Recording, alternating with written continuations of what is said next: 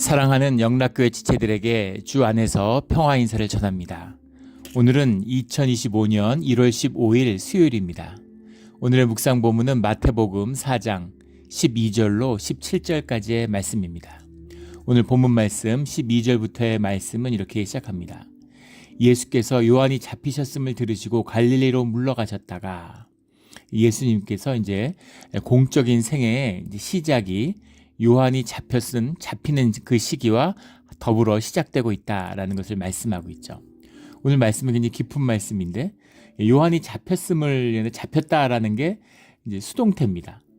근데 정확히 번역하면 잡히게 하셨음을 이런 말이 맞겠죠. 잡히게 하셨음을 들으시고 누가 잡히게 하셨을까? 이게 그 히브리어의 디바인 패시브라고 하는 그런 문법적인 특징이에요. 유대인들은 주님의 이름을 쓰지 않죠. 입에 담지도 않습니다. 너무 이제 거룩하고 귀한 것이기 때문에 입에 담지 않아요.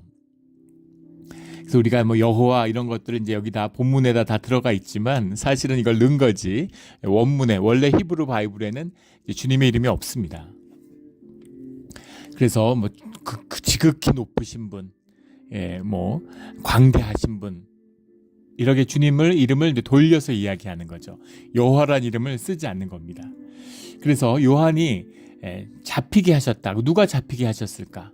주님이 잡히게 하신 거죠. 그것이 주님의 일이었다라는 것을 말씀하고 있는 겁니다. 오늘 본문은 굉장히 간단해 보이지만 굉장히 깊이 있는 말씀이 들어있는 거예요. 하나님이 요한을 잡혀 들어가게 하셨다는 것을 주님께서 아신 다음에 그 다음에 갈릴리로 물러나셨다라는 거죠. 거기서 공적인 세계가 시작되고 있는 겁니다. 13절에 나사렛을 떠나 이렇게 되어 있는데 나사렛을 떠나 한다라고 하는 것은 여러 가지 의미가 있죠. 그래서 고향을 떠나는 거예요. 고향에서의 삶이 두 가지 측면이 있습니다. 외적으로서는 고향의 배척이죠. 선지자가 고향에서 받아들여짐이 없죠. 주님의 말씀을 가지고 선포되는 그 말씀을 고향에 있는 사람들이 받지 못해요. 그런 외적인 것은 고향의 배척이 있지만 내적으로는 어떤 의미가 있냐면 새로운 고향의 아이덴티티를 떠나는 겁니다. 새로운 출발, 아브라함이 고향을 떠나는 것처럼 새로운 출발을 해내는 거죠. 요셉이 자기 집을 떠나는 것처럼 굉장히 중요한 거죠. 왜 그럴까요? 내 내적인 것도 있고 외적인 것도 있습니다. 에고의 사람들, 에고가 뭐예요? 사람들이 나를 어떻게 대하는지, 내가 나를 어떻게 생각하는지, 내 조건과 환경이 무엇인지 거기서 만들어낸 내 조건, 내 경험, 내 아이덴티티가 나라고 생각하는 거죠. 그걸 나랑 동일시하는 거예요. 내가 어디서 자랐고 누구 자식이고 뭘 잘하고 뭐 어땠고 이런 거죠. 우리 예전에 그 LA 지역에서 이제 목회를 하시던 목사님이 계신데 이제 한국에 가셨는데 한국에 원래 그 분당 지역에서 이제 자라셨대요. 거기가 이제 이제는 대도시가 됐지만 거기서 어린 시절 자랐는데 친구 대부분이 이제 거기서 살고 있답니다. 그래서 거기 가서 목회를 하니까 이제 친구가 돌아오니까 얼마나 반갑고 반가워요. 친구들이 이제 모여가지고 나이들이 들어가지고 이제 다 은퇴하고 이러니까 같이 모여서 소주 먹고 화투 치고 이제 그러고 시간을 보낸다는 거예요. 근데 이제 목회자들은 이제 은퇴가 늦으니까 그래서 목사님 반가우니까 전화해가지고 와서 우리 화투 치고 이렇게 소주 먹는데 모임이 있는데 나오라고 금요일 저녁마다 모이는데 나오라 그런다는 거예요. 그래서 교회 금요일 저녁에 집회가 있으면 못 간다 이러는데 자주 아주 한번 오라고 이렇게 전화가 온다는 것이죠. 그런 거죠. 같이 자랐던 그 경험 속에서 그 사람을 이해하는 거죠. 또 내가 그 경험을 내가 받아들이고 그게 나라고 믿고 살아가는 겁니다. 그게 우리 삶이죠. 그것을 떠난다고 하는 의미가 있어요. 이것이 신앙의 길의 여정의 시작입니다. 이 의미는 내가 그렇다고 해서 내 과거를 부정하고 나는 그런 것과 전혀 상관이 없는 사람이 아니죠. 내 경험, 내 기억이 나예요. 그러나 그것이 나의 전부가 아니라는 겁니다. 주님이 주신 나의 생명, 주님이 부르시는 나의 소명, 그 가운데 나의 정체성이 새로워지는 것이죠. 그래서 그 속에서 시작되지만 내가 어떤 삶을 살았던 마치 쓰레기통에서 장미가 피어나듯이 그 삶 가운데서 새로운 출발이 이루어지는 거죠. 이것이 신학의 여정의 시작입니다.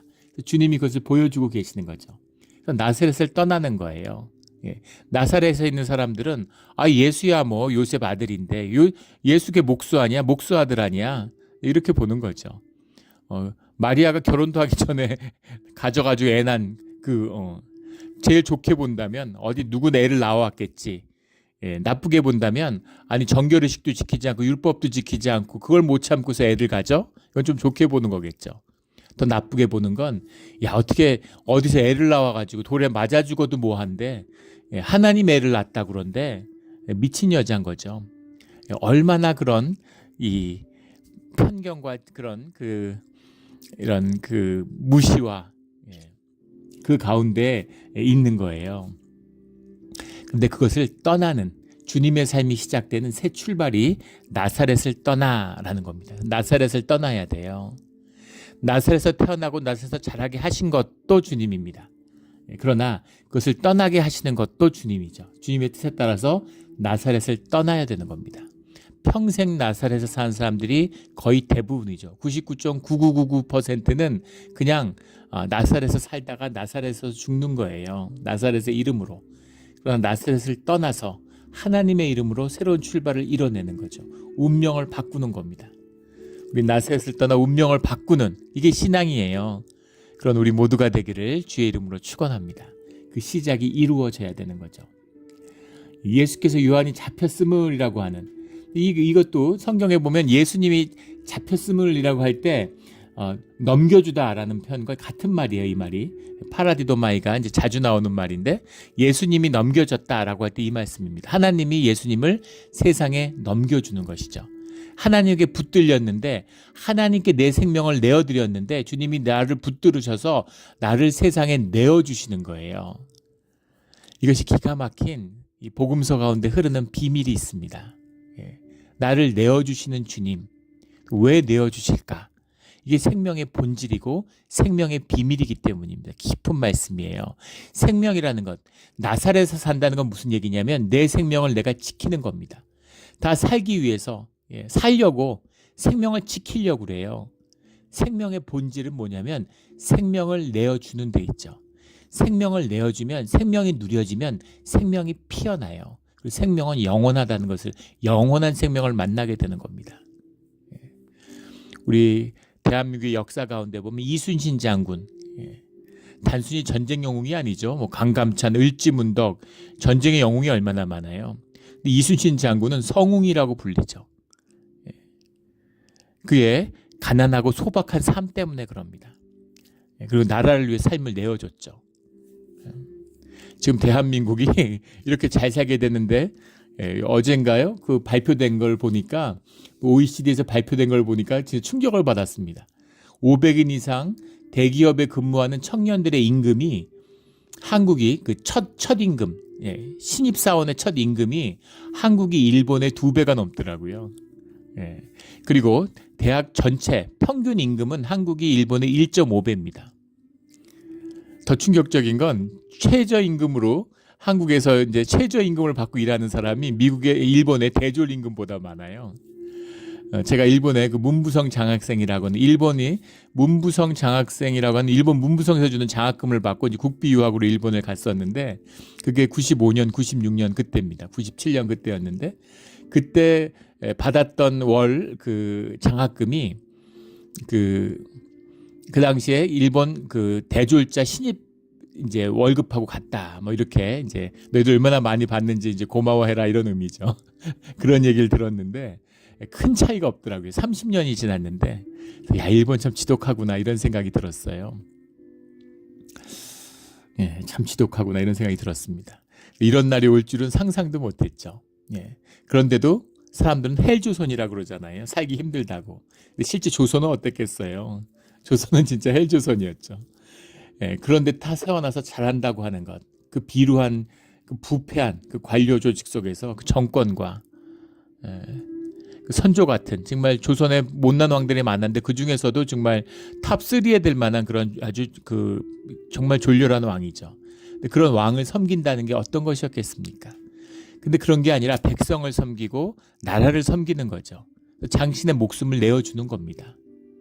근데 그 삶이 나누어졌어요.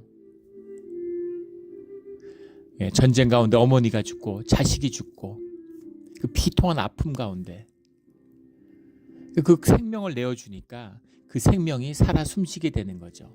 아직도 살아있고 그 생명의 유업이, 그 소명이 빛이 나는 거죠. 이것이 생명의 비밀입니다. 주님께 우리를 내어드리면, 나사렛을 떠나면 주님이 우리의 삶을 세상에 내어주는 거죠. 이것이 세례 요한의 삶이고 예수님의 삶이에요.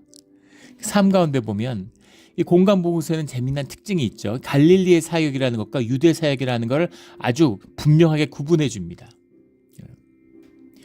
마태복음, 누가복음, 마가복음 이런 데서는 갈릴리 사역은 갈릴리 사역이고 유대 사역은 유대 사역이고 그것을 시간에 따라서 분명히 기록하고 구분해 줍니다. 근데 요한복음은 다르죠. 요한복음은 갈릴리 사역과 유대 사역이 같이 나와요. 특별한 구분은 없습니다. 시간에 구별을 두지 않고 그냥 영적 주제를 따라서 가는 거죠. 그런데 갈릴리 사역과 유대 사역을 구분하는 이유는 뭐냐면 마태복음 그 4장에서 지금 시작되고 있는 갈릴리 사역의 시작이라는 건 말씀의 사역이죠. 말씀의 사역이라는 것이 예수님의 사역의 중요한 부분이라는 것을 분명히 하고 있어요. 그리고 16장에 가면 유대 사역이 시작되는데 유대 사역이라고 하는 것은 십자가의 사역입니다. 십자가의 죽음이라는 것이 예수님의 사역의 또 다른 중요한 부분을 이루고 있는 거죠. 근데 사실은 십자가 사역이잖아요. 십자가가 본질적인 구원의 사역인데 그것과 구별짓는 말씀의 사역이라는 것이 얼마나 소중한 것인지를, 말씀으로 예루살렘을 새롭게 하는 것, 이스라엘을 새롭게 하는 것이 얼마나 귀중한 것인가를 분명히 밝히고 있습니다. 이걸 왜 그렇게 중요하게 다룰까요? 마태복음은 유대 공동체에게 증거됐기 때문이에요. 이 사람들은 말씀을 알아요. 공동체를 알아요. 회당 가운데 있어요. 그런데 그게 진짜가 아니야. 진짜 구원이 뭔지, 이사야의 말씀의 성취가 무엇인지를 예수님의 말씀과 공생을 통해서 받아야 된다라는 뜻이 들어있는 거죠.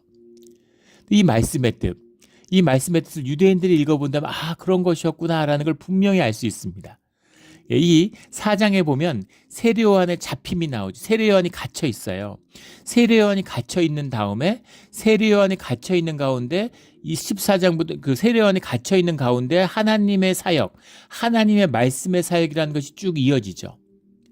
주님이 계시는 겁니다. 근데 세례요한이 붙들려서 말씀을 선포가 되질 않아요. 그 예수님의 말씀의 사역을 받아서 말씀의 사역을 시작하시죠. 그 다음에 14장에 가면 세례요한의 죽음이 나오는데 세례요한의 죽음 이후에 14장부터 20장까지는 제자도의 가르침이 나옵니다. 그리고 21장이 되면 예루살렘에 들어가시면서 입성하시면서 십자가에 못 박히시는 역사가 시작되죠. 근데 14장이 세례요한의 죽음이잖아요. 세례요한의 죽음 이후에 예수 그리스도의 죽음의 역사가 시작되는 거죠. 십자가의 사역이 시작되는 겁니다. 짝을 이루고 있어요.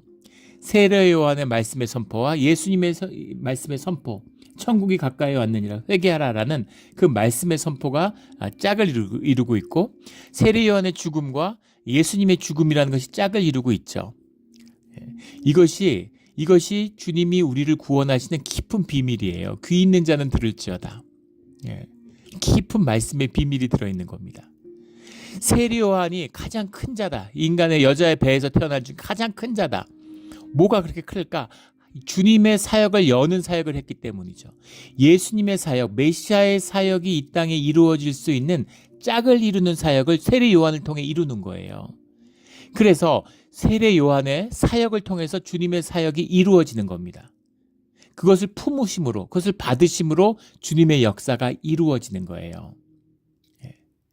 이스라엘도 마찬가지. 이스라엘이 뭐라고, 유대가 뭐라고 주님이 이스라엘을 왜 이스라엘에 오셨어요? 왜 갈릴리에서 사역을 하셔? 이스라엘을 구원하심으로 만국을 구원하시는 거예요. 이스라엘의 구원이 만국을 구원하는 씨앗이 되는 겁니다. 주님의 사역은 씨앗의 역사의 시작이죠. 씨앗의 역사가 본질의 역사고 생명의 역사고 구원의 역사의 중심이에요. 중심을 보시는 거죠. 씨앗을 심으면 생명의 역사가 시작되는 겁니다. 그것을 심어놓으면 고난을 통해서 그 생명이 자라나고 피어나요. 그건 진실이니까, 생명이니까 바로 그겁니다. 그래서 그 진실한 하나님이 인간을 구원하시는 거잖아요. 인간을 구원하시기 위해서 그 구원의 도구로 쓰이는 씨앗의 역사로서, 남은 자의 역사로서 인간, 주님의 부르심을 받은 남은 자가 있어야 되는 겁니다. 그들의 고백과 그들의 사역을 주님이 받으심으로 100%가 인간이신 주님이 오셔서 그 삶을 받으심으로 100% 하나님의 역사가 우리 가운데 시작되는 거죠. 그래서 모든 권능의 근원은 하나됨에 있는 겁니다. 우리의 고백이 없는데, 남편이 아무리 훌륭한 뭐예요? 짝이 없는데, 신부가 없는데, 성전 제단 앞에 두 감람나무, 어린 양의 혼인잔치의 비유, 다 뭐예요? 짝을 이루는 거죠. 하나됨이에요. 하나 돼야 주님의 능력이 이 땅에 임해야 되는데, 그것과 하나됨의 역사가 있어야 인간 가운데 구원이 임하게 되는 겁니다. 이걸 종교는 속여요. 실제는 변하지 않기 때문에, 실제는 구원을 원하지 않기 때문입니다. 천국에 간다고 얘기를 하지만 실제는 천국에 가지 않아요. 이 땅이 더 좋은데, 세상 사는 게 더 좋은데. 그래서 하나님을 차단하고 복음을 차단하고 구원을 차단하는 게 종교죠. 종교가 제일 최악인 겁니다. 종교는 구원이 없어요. 주님의 역사를 이루기 위한 그 고백을 주님이 받으시는 거죠. 이게 천천히 흐르는 실로아의 물의 비밀이에요. 주님은 왜 갈릴리로 가실까? 왜 가버나움으로 가실까에 대한 비밀이 여기에 있는 겁니다.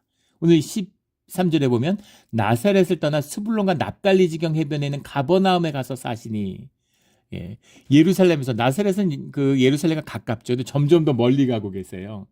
그런데 이 당시에 유다라고 하지만 예루살렘을 제외하고 유다 지역의 그 당시 유대인의 90%는 이방인이었다고 그러죠. 이방이라는 의미는 유대의 정결 예법으로, 유대의 예법으로 살지 않는 사람들이다, 이런 의미입니다.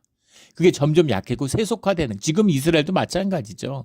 뭐 초정통파 유대인이 지금은 뭐 꽤 많아졌다고 하지만 건국할 때는 400명밖에 안 됐다는 거 아니에요. 말만 유대인 거죠. 지금 이때도 이런 겁니다. 말씀을 알아요. 뭐 제사를 지내요. 뭘 지내요. 무슨 뭐 정결 예법을 아무것도 안 지켜요. 그 대표적인 지역이 갈릴리고 스불론이고 납달리인 거예요. 그러니까 예루살렘의 유대인들은 야, 니들이 무슨 유대인이야, 업수히 여기는 거죠. 사마리아인은 사람 취급을 안 하는 겁니다. 같은 이스라엘의 후예라고 하는데 너희는 완전 잡종이야. 너희는 뭐 말씀도 떠나서 아무것도 아니야. 그런데 주님이 그곳에 가셔서 이사야의 말씀, 사망의 땅과 그늘에 앉은 자들에게 빛이 비추었도다라고 하는 말씀이 이루어진다라는 말이죠. 그 말씀이 이루어지는 갈릴리의 사역의 자리로 간다는 겁니다. 복음의 사역을 하려면 예루살렘으로 가야지. 거기 유대인들이 있는데 거기서 뭔가 사역이 돼야 되지 않을까. 그런데 말씀의 사역이 갈릴리에서 시작되는 거예요. 이것이 씨앗의 역사고 주님이 보시는 큰 안목의 비밀입니다. 주님은 큰 것을 봐요. 근데 우리는 왜 갈릴리로 가는 것, 이사야의 말씀을 왜 보지 못할까요? 우리는 현상에 살고 현상을 보기 때문입니다. 말씀을 들어요. 큰 약속의 말씀을 듣고 소망을 들어요. 근데 그게 내 삶을 붙잡지 못해요. 현실에 역사하지 못합니다. 하나님이 있다는 걸 알아요. 하지만 우리는 현상을 살기 때문에 현상의 신을 섬기는 것. 현상의 신이 뭐예요? 돈입니다. 돈이 무소부지하고 돈으로 안 되는 일이 없잖아요. 왜 현상에 붙들릴까? 왜 현상을 볼까? 말씀을 들었는데, 주님을 아는데, 주님이 계시는 걸 믿는데 왜 현상에 무릎을 꿇고 현상의 사람으로 살까? 생존을 못 벗어날까? 왜 예수님의 첫 번째 시험을 넘어서지 못하는 걸까? 왜 못 벗어날까요? 정말 먹고 살 수가 없어서?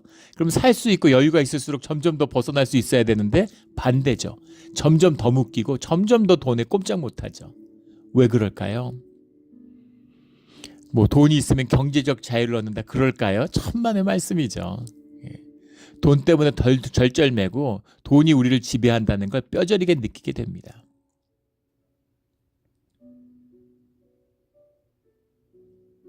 왜 그럴까? 우리의 에고라고 하는 것, 우리의 의식이라고 하는 건 내가 내 삶을 통제한다는 것이 기본입니다. 그것에 기반해서 내가 내 삶을 통제하고 내가 나를 만들기 위해서 에고를 만들었잖아요.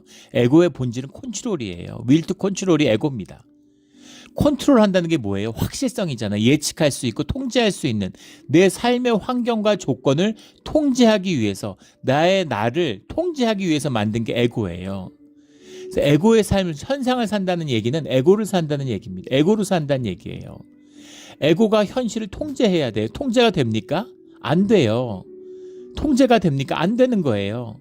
그러니까 어떻게 해요? 어떻게든 통제를 해야 되잖아요. 그러니까 삶의 폭과 지경을 점점 좁히는 겁니다. 점점 좁혀요. 예.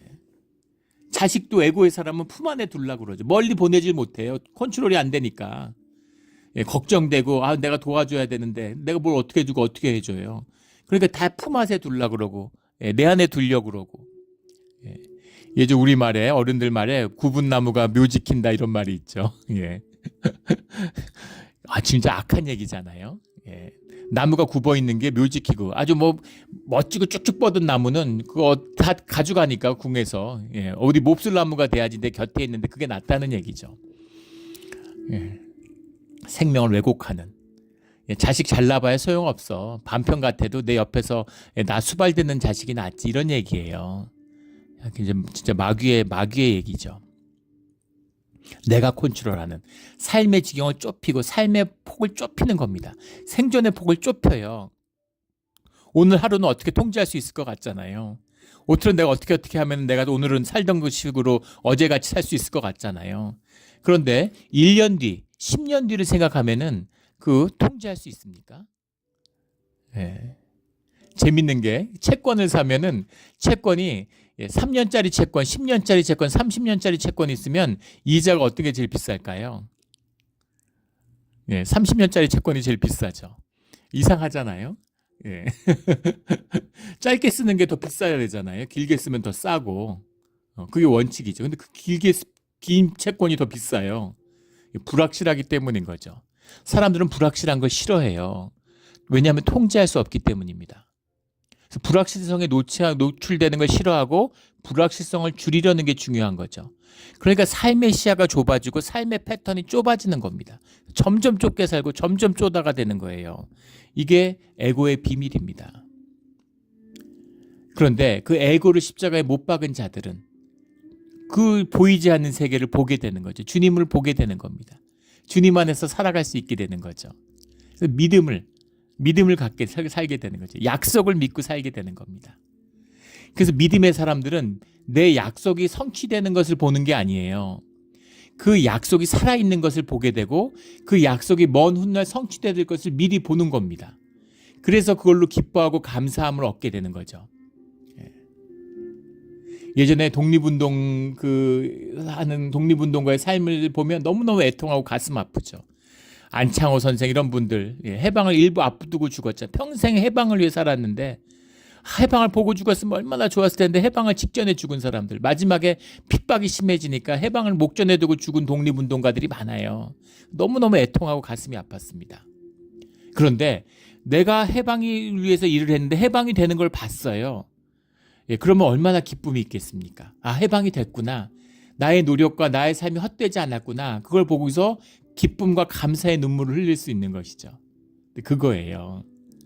내가 자식이 잘 되라고 기도했는데 내가 일찍 죽어요. 아직 애들이 어린데 장가가고 시집가는 거라도 봤으면 좋겠는데 내가 이렇게 가면 어떡하나. 그런데 그 아이들을 주님께 올려드렸잖아요. 그 주님 안에서 그 아이들이 잘 되는 것을 얼마나 복되고 아름다운 삶을 피워내게 될 것인지를 주님이 내게 보여주셔요.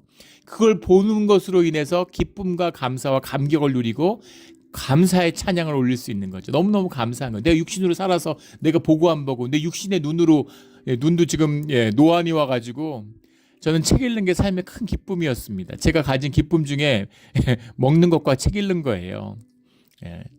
주님 만나기 전에도 그랬습니다. 그런데 책 보는 즐거움이 날아갔어요. 노안이 와가지고 이제는 먹는 기쁨도 날아가기 직전입니다. 그것도 날아갔죠 사실은. 많이 먹을 수도 없고 하루 한 끼 먹는데 뭘 먹겠어요. 그리고 잘 먹으면 소화가 안 됩니다. 조금 먹으면 속이 편해지고 그런데 조금 많이 먹고 한 이틀 잘 먹었다 그러면 벌써 컨디션이 안 좋아요. 이 육신의 눈으로 이 침침해지는 노안으로 뭘 보고 안 보고가 뭐 그렇게 중요하겠어요. 영의 눈이 열리고 그 영혼 속에서 그 긴 호흡을 보게 되는 사람들은 그 기쁨과 감사를 누리고 살아갈 수 있게 되는 거죠. 그런 사람은 씨앗을 뿌려요. 눈물을 흘리면서 씨앗을 뿌리러 나가는 겁니다. 현상을 사는 사람들, 내가 걷어서 내 입에 넣어서 내 배를 채워야 돼. 이런 사람들은 씨를 못 뿌리죠. 내가 얼마나 산다고. 그러니까 남의 걸 탐내고 훔치려고 그러고 뺏으려고 그러는 거죠. 어떻게든 입에다 쳐 넣어야 되니까. 그런데 긴 호흡을 볼 수 있는 사람들, 생명을 살게 되는 사람들은 씨를 뿌리는 거예요. 이 비밀이 가버나움과 납달리 지경으로 갈릴리로 가서 씨를 뿌리는, 여기 누가 말씀 듣는다고 갈릴리로 가시나. 그런데 주님이 함께하는, 천사들이 수송주는 주님의 역사가 열렸음을 알기 때문에 주님의 역사를 만난 사람은 그 가운데 주님의 씨앗을 뿌리로 나가는 겁니다. 그 열매를 벗기 때문이죠. 이것이 천천히 흐르는 실로아의 비밀이에요.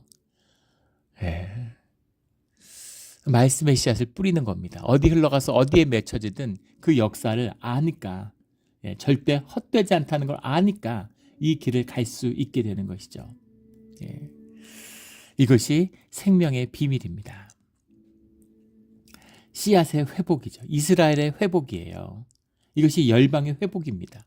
그 씨앗을 갈릴리, 심지어 열방이 아니라 유대인들도, 예루살렘에서 유대인들도 우습게 하는, 복음이 있을 수 없고 거기 무슨 선한 것이 나겠느냐라고 하는 갈릴리 땅에서 주님의 역사가 시작되는 거죠.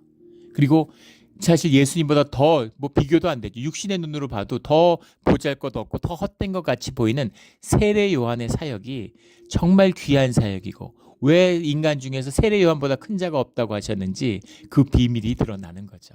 그게 보이는 겁니다. 교회에서 보이지 않게 사역하고 교회를 섬기고, 그게 정말 귀하고 빛이 나는 삶의 최선의 선택이 되는 거예요. 이 비밀입니다. 깊은 비밀이에요. 17절에 이때부터는 어때부터예요? 그 세례 요한이 갇힌 때부터인 거죠. 비로소 전파하여 이르시되 회개하라, 천국이 가까이 왔느니라. 천국이 가까이 왔다라고 하는 것, 천국이 가까이 왔다는 게, 우리 죽어서 천국 가는 사람들은 천국이 뭔지를 모릅니다. 종교인들이 하는 소리죠. 살아서 천국을 못 누리는데 어떻게 죽어서 천국을 갑니까? 말도 안 되는, 복음도 아니고 칩 그레이스라고 하죠, 미국 사람들은.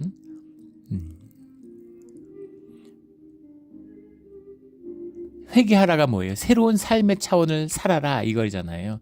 천국의 백성이 돼서 천국을 살아, 그 말씀이죠. 천국이 가까이 왔다라는 이 말씀입니다. 천국이 너희 가운데 열린다, 천국을 살아라 라는 주님의 초청이에요. 이것이 하나님의 말씀이 우리 가운데 이루어지는 거라는 겁니다. 이 말씀을 이루려 하심이라, 오늘 14절의 말씀에 나오는 플레이라오라는 말인데, 이게 풀필, 영어로 하면 채우다, 이런 말. 근데 이것이 이제 충만하다, 성령이 충만했다. 우리 사도행전, 우리 주일날 나누고 있는데 사도행전에 성령이 충만했다라는 말이 이 말입니다. 충만해진다는 게 뭐예요? 입체화된다는 거죠. 말씀을 이뤘다는 게, 옛날에 이런 말씀이 있기 때문에 그 말씀을 성취하기 위해서 이렇게 한다, 이런 얘기가 아니고 현상적인 얘기죠. 말씀이 있는데 그 말씀이 입체화되는 것으로, 그 말씀의 깊이를 만나게 되는 것으로, 그 말씀이 우리에게 성취되게 되는 것으로 그 말씀을 만났다라는 그런 말씀입니다. 그래서 말씀은 한 획 한 글자도 땅에 떨어지지 않는 것이죠. 그래서 반드시 우리 가운데 우리의 삶을 통해서 이루어지는 겁니다. 주님은 전능하신데 주님은 왜 이렇게 하실까? 그 종교는 막 그런 걸 속이고 신비화해요. 그래가지고 주님이 막 이렇게 천국 가면은 막 내가 잘생겨지고 멋있어지고 이렇게 뭘 기준으로 멋있어지고 잘생겨집니까? 내가 이 땅에서는 나로 살았는데, 내가 이 땅에서는 조각윤으로 살았는데 죽고 나니까 차은우가 돼. 외모가 무슨 의미가 있나요? 내가 아닌데. 내 자식을 주님이 막 신비하게 해가지고 막 엄청 멋지고 막 잘생기고 착하고 말 잘 듣고 하버드 나오고 돈 잘 벌고, 무슨 의미가 있나요? 내 자식이 아닌데.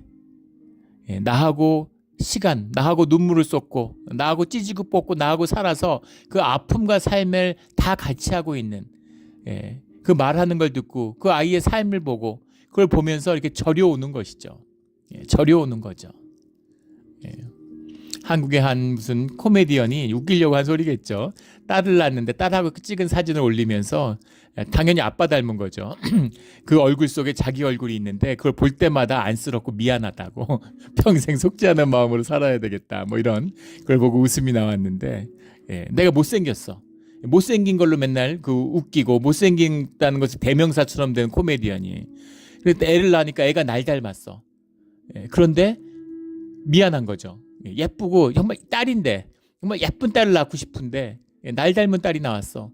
근데 날 닮았기 때문에 아프지만 사랑스러운 거죠. 나하고 하나인 거죠. 나하고 하나 될 수 있는 거죠.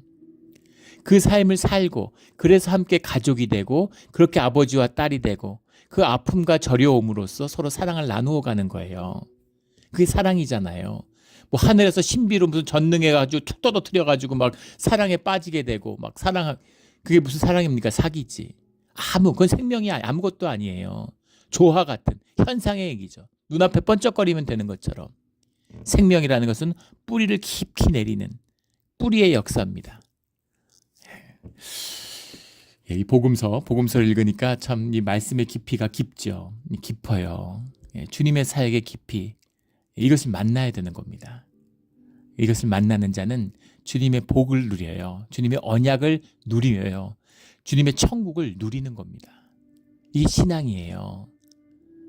무슨 복 받았다고 세상에 성공하고 이런 게 아닙니다. 물론 성공할 수도 있죠. 뭐 누릴 수도 있죠. 누리면 그만이에요.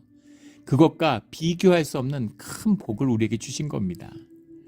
이걸 보고 누리고 기쁨이 있고 안식이 있고 소망이 있고 믿음이 있고 천국이 있는 그런 우리 신앙이 되기를 예수 그리스도 이름으로 축원합니다. 아멘. 기도드리겠습니다. 하나님 아버지 감사합니다. 귀한 말씀 주시니 감사합니다. 우리가 주님의 삶을 보지 못하기 때문에 말씀을 보지 못합니다. 이것이 우리의 에고 때문이었음을, 우리의 일이 좁쌀만한 자아 때문이었음을 이제는 압니다. 주님, 십자가를 지어주신 것 감사드립니다. 십자가를 만나게 하시고 십자가 앞에서 우리의 진실을 만나게 하여 주시옵소서. 껍데기가 아니라 진짜로 한번 살게 하여 주시옵소서. 우리의 삶의 운명을 바꾸게 하여 주시옵소서. 감사하며 예수 그리스도 이름으로 기도드렸습니다. 아멘.